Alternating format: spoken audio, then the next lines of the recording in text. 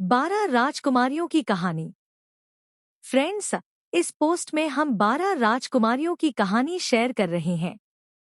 यह एक जर्मन परी कथा है जो 12 राजकुमारियों के जूते रोज फट जाने के रहस्य से संबंधित है। राजकुमारियों के जूते कैसे फट जाते थे? क्या इस रहस्य से पर्दा उठ पाया? यही इस कहानी में बताया गया है। पढ़िए पूरी कहानी। और दोस्तों, आपसे एक रिक्वेस्ट है कि यह कहानी पूरा सुनिएगा। हमको पूरा विश्वास है कि यह कहानी आपको अवश्य पसंद आएगा। अगर अच्छा लगा तो प्लीज हमारे चैनल को सब्सक्राइब कर लीजिएगा। बहुत समय पहले की बात है। एक राज्य में एक राजा राज किया करता था। उसकी 12 पुत्रियां थी। सभी बहुत सुंदर थी। वह सबसे बहुत प्रेम करता था, इसलिए उनकी सुरक्षा का विशेष ख्याल रखता था। किसी भी राजकुमारी को महल से बाहर जाने की अनुमति नहीं थी। वे हर समय कड़ी सुरक्षा में रहती थी। कुछ सैनिक हर समय उनके आसपास रहते ताकि उन पर किसी तरह का खतरा न आ सके। राजकुमारियां के रहने की व्यवस्था एक ही कक्ष में थी। रात में उनके सोने जाते ही वह कक्ष बाहर से बंद कर दिया जाता था ताकि न वे कक्ष से बाहर निकल सकें, न ही कोई उनके कक्ष में प्रवेश कर सके। कक्ष के बाहर सैनिक तैनात रहते थे। लेकिन इतनी सुरक्षा के बाद भी जब राजा सुबह राजकुमारियों से मिलता तो उनके जूते फटे हुए होते थे। राजा हैरान रह जाता। पूछने पर राजकुमारियां कहती कि उन्हें भी नहीं पता कि उनके जूते कैसे फट गए। हर दिन राजकुमारियों के लिए नए जूते लेने पड़ते। हर दिन राजकुमारियों के जूतों का फटना राजा के लिए एक रहस्य बनता जा रहा था। वह चाहता था कि इस रहस्य का पर्दाफाश हो, इसलिए अपने स्तर पर उसने कई प्रयास किए, लेकिन सफल नहीं हो सका। अंत में उसने राज्य में यह घोषणा करवा दी कि जो व्यक्ति 3 दिनों में राजकुमारियों के जूते फटने के कारण का पता लगा लेगा, उसका विवाह उसकी मनपसंद राजकुमारी से करवा दिया जाएगा। साथ ही उसे राजा का उत्तराधिकारी भी घोषित कर दिया जाएगा। लेकिन इस कार्य में असफल रहने पर उसका सिर धड़ से अलग कर दिया जाएगा। यह घोषणा पड़ोसी राज्यों तक भी पहुंची और पड़ोसी राज्यों के राजकुमार इस रहस्य का पता लगाने राजा के पास आने लगे। राजा उन्हें राजकुमारियों के कक्ष के साथ वाले कक्ष में ठहराता ताकि उन्हें निगरानी करने में कोई असुविधा ना हो। लेकिन रात होते ही राजकुमार गहरी नींद में सो जाते और सुबह होने पर देखते कि राजकुमारियों के जूते फटे हुए हैं। कई राजकुमारों को रहस्य का पता न लगा पाने के कारण अपने प्राण देने पड़े। अब राजकुमार भी अपने प्राणों के भय से इस रहस्य का पता लगाने में हिचकने लगे। राजा निराश हो गया। उसे लगने लगा कि अब यह रहस्य सदा रहस्य ही बना रहेगा। उस राज्य के एक गांव में एक गरीब युवक रहता था। एक दिन जब उसने राजा की घोषणा सुनी तो वह राजकुमारी से विवाह के सपने देखने लगा। उसने सोचा कि गरीबी में जीवन यापन करने से अच्छा है कि इस रहस्य का पता लगाने में हाथ आजमाया जाए। सफल रहा तो राजकुमारी से विवाह के साथ साथ राज्य का उत्तराधिकारी भी बन जाएगा। अन्यथा इस गरीबी के जीवन से तो मृत्यु ही भली। अगले दिन उसने एक पोटली में उसने कुछ रोटियां बांध ली और पैदल ही राजमहल की ओर निकल पड़ा। बिना रुके वह चला जा रहा था। शाम तक उसे किसी भी हालत में राजमहल पहुंचना था। चलते चलते दोपहर हो गई और उसे भूख लगाई। वह थक भी चुका था, इसलिए एक पेड़ ने नीचे भोजन करने और सुस्ताने के लिए बैठ गया। लेकिन जैसे ही उसने खाने के लिए पोटली खोली, एक बूढ़ी औरत वहां आ गई और उसने उससे खाना मांगा। युवक भूख से बेहाल था, लेकिन दयावश उसने अपनी सारी रोटियां उस बूढ़ी औरत को दे दी। रोटियां खाकर वह औरत तृप्त हो गई और उसने युवक को ढेर सारा आशीर्वाद दिया। पूछने पर युवक ने उसे बताया कि वह राज्य की 12 राजकुमारियों के जूते फटने के रहस्य का पता लगाने जा रहा है। तब बूढ़ी औरत ने उसे एक टोपी दी और बोली, बेटा, ये कोई साधारण टोपी नहीं है। ये एक जादुई टोपी है। इसे तुम जब भी पहनोगे, अदृश्य हो जाओगे। हो सकता है ये तुम्हारे काम आए। और हाँ, मेरी एक बात याद रखना, यदि राजकुमारियां तुम्हें कुछ भी खाने पीने को दे, तो उसे मत खाना। टोपी लेकर युवक ने बूढ़ी औरत से विदा ली और महल की ओर चल पड़ा। शाम होते तक वह महल पहुंच गया। महल के द्वारपाल द्वारा उसे राजा के समक्ष ले जाया गया। उसने राजा को अपने आने का प्रयोजन बताया, तो राजा के राजकुमारियों के कक्ष के निकट एक कक्ष में उसके रहने की व्यवस्था कर दी। रात में युवक अपने कक्ष में बैठा हुआ था कि सबसे बड़ी राजकुमारी शरबत लेकर उसके पास आई और उसे देते हुए बोली, मैं यह शरबत भेंट कर आपका महल में स्वागत करती हूँ। आपने ऐसा शरबत पहले कभी नहीं पिया होगा। इतनी सुंदर राजकुमारी को देख युवक कुछ कह ही नहीं पाया और बूढ़ी औरत द्वारा दी गई चेतावनी भूल गया। शरबत का गिलास हाथ में लेकर वह उसे एक बार में ही गटक गया। राजकुमारी मुस्कुराते हुए चली गई। राजकुमारी के जाते ही शरबत ने अपना असर दिखाया और युवक नींद के आगोश में समाने लगा। वास्तव में उस शरबत में नींद की दवा मिली हुई थी। रात भर युवक गहरी नींद में सोता रहा। सुबह उठकर जब वह राजा के पास गया, तो उसे पता चला कि 12 राजकुमारियों ने जूते फटे हुए हैं। राजा ने उसे चेताया कि अब उसने पास मात्र 2 दिन का समय शेष है।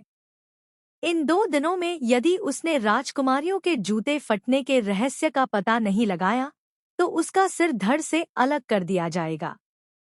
युवक को अपनी गलती का एहसास था। उसने तय किया कि वह आज की पूरी रात जागेगा और बूढ़ी औरत की दी हुई जादुई टोपी पहनकर राजकुमारियों के कक्ष में जाकर निगरानी करेगा। रात हुई तो सबसे छोटी राजकुमारी शरबत लेकर युवक के पास आ गई। सारी राजकुमारियों में वह सबसे सुंदर थी।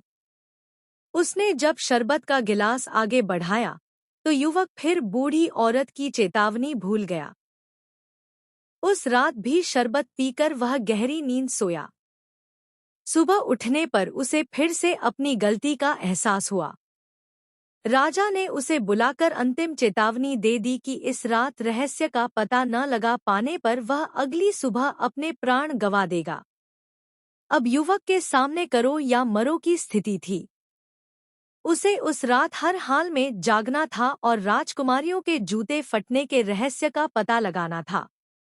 रात में फिर से छोटी राजकुमारी शरबत लेकर उसके पास आई, लेकिन इस बार वह सावधान था। उसने शरबत का गिलास ले तो लिया, लेकिन पिया नहीं। राजकुमारी के जाने के बाद उसने शरबत खिड़की से बाहर फेंक दिया। शरबत न पीने के कारण इस बार उसे नींद नहीं आई। देर रात वह बूढ़ी औरत की दी दुई जादुई पहनकर 12 राजकुमारियों के कमरे में चला गया। जादुई टोपी के कारण वह अदृश्य था। कोई उसे देख नहीं पा रहा था, लेकिन वह सब कुछ देख रहा था। उसने देखा कि सभी राजकुमारियां सुंदर वस्त्र और नए जूते पहनकर सज-धज कर तैयार हैं। युवक ये देख हैरान था। उसे समझ नहीं आ रहा था कि रात के इस पहर राजकुमारियां इतनी तैयार क्यों हैं। तभी सबसे बड़ी राजकुमारी सबसे छोटी राजकुमारी से बोली, जाओ जाकर पता तो करो कि वह युवक सोया है या नहीं। छोटी राजकुमारी युवक के कक्ष की ओर की दीवार पर कान लगाकर खड़ी हो गई और उसके खर्राटे सुनने की कोशिश करने लगी। युवक समझ गया कि उसे खर्राटे की आवाज निकालनी होगी, ताकि राजकुमारियां उसकी ओर से निश्चिंत हो जाए। वह अदृश्य अवस्था में दीवार के पास जाकर खर्राटे की आवाज निकालने लगा, जिससे छोटी राजकुमारी को लगा कि वह सो गया है। उसने सारी राजकुमारियों को ये खबर दे दी। फिर सबसे बड़ी राजकुमारी ने 12 बिस्तरों में से एक बिस्तर खिसकाया और 3 बार ताली बजाई। ताली बजाते ही वहां की जमीन एक ओर लिसक गई। वह एक गुप्त मार्ग था, जहां नीचे की ओर सीढ़ियां बनी हुई थी। सभी राजकुमारियां एक एक कर उस गुप्त मार्ग में बनी सीढ़ियों से नीचे उतरने लगी। युवक भी उनके पीछे हो लिया। सीढ़ियां खत्म होने पर एक घना जंगल पड़ा। उस जंगल में लगे पेड़ों की डालियां सुनहरी थी। युवक ने एक सुनहरी डाली तोड़कर अपने पास रख ली। जंगल पार कर राजकुमारियां एक झील के किनारे पहुंची, जहां 12 नावों में 12 राजकुमार उनका इंतजार कर रहे थे। सभी राजकुमारियां एक एक नाव में बैठ गई। युवक सबसे छोटी राजकुमारी की नाव में बैठा। नाव में बैठकर राजकुमारियां नदी पार करने लगी। छोटी राजकुमारी को अपनी नाव कुछ भारी प्रतीत हो रही थी। होती भी क्यों ना। युवक उसमें बैठा हुआ था। उसने पास ही एक दूसरी नाव में बैठी अपनी बड़ी बहन को ये बताया, तो वह हंसने लगी और बोली, लगता है आज वह नींद में है।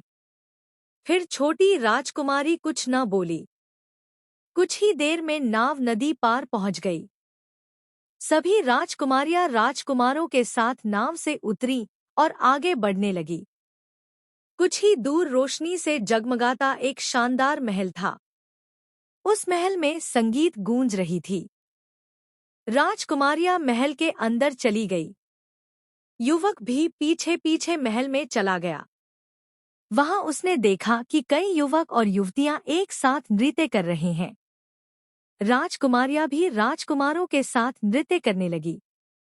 युवक को अब 12 राजकुमारियों के जूते फटने का कारण समझ आ चुका था। वह एक किनारे पर खड़ा होकर सबको नृत्य करते देखने लगा। थोड़ी देर बाद उसे भूख लगने लगी। उसने देखा कि उस कक्ष के एक किनारे पर रखी मेज पर ढेर सारे पकवान सजे हुए हैं। उसने एक मिठाई उठाई और अपने मुंह में डाल ली। उसी समय सबसे छोटी राजकुमारी की नजर उस ओर चली गई और उसने मिठाई को हवा में उड़ते और गायब होते देख लिया। यह देख वह डर गई।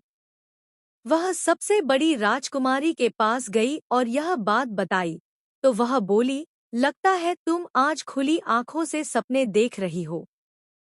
छोटी राजकुमारी क्या कहती? वह चुप हो गई। इधर युवक ने वहां रखे बर्तनों में से एक सुनहरा प्याला उठाया और अपने पास रख लिया। राजकुमारियां रात भर नृत्य करती रही। फिर सुबह होने पर महल से निकलकर नाव में बैठकर नदी पार कर जंगल से होते हुए सीढ़ियां चढ़कर गुप्त द्वार से अपने शयन कक्ष में आ गई। युवक भी उनके पीछे पीछे वापस आ गया। कुछ देर में ही राजा का बुलावा आ गया। जब वह दरबार पहुंचा, तो 12 राजकुमारियां भी वहां उपस्थित थीं। उनके जूते फटे हुए थे। राजा ने युवक से पूछा, क्या तुम राजकुमारियों के जूते फटने का रहस्य पता लगा पाए?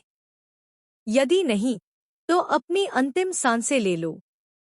युवक बोला, महाराज, मैंने इस रहस्य के बारे में पता लगा लिया है। और उसने रात की पूरी घटना राजा को बता दी। प्रमाण स्वरूप उसने जंगल में पेड़ से तोड़ी सुनहरी डाली और महल से उठाया सुनहरा प्याला राजा के समक्ष प्रस्तुत किया। राजा ने जब राजकुमारियों से इस बारे में पूछा, तो उन्होंने भी ये बात स्वीकार कर ली। राजकुमारियों के जूते फटने का रहस्य उजागर हो चुका था। राजा ने अपना वचन निभाते हुए युवक से पूछा कि वह किस राजकुमारी से विवाह करना चाहता है। युवक ने सबसे छोटी राजकुमारी से विवाह की इच्छा जताई। राजा ने युवक का विवाह सबसे छोटी राजकुमारी से करवा दिया और उसे अपना उत्तराधिकारी घोषित कर दिया। इस तरह अपनी नेकदिली और निडरता से एक साधारण युवक उस राज्य का उत्तराधिकारी बन गया। फ्रेंड्स, आपको ये 12 डांसिंग प्रिंसेस स्टोरी कैसी लगी? आप अपने कमेंट्स के द्वारा हमें अवश्य बताएं। 12 राजकुमारियों की कहानी पसंद आए तो प्लीज़ हमारे चैनल सब्सक्राइब ज़रूर करें। पूरा वीडियो देखने के लिए बहुत बहुत धन्यवाद फ्रेंड्स।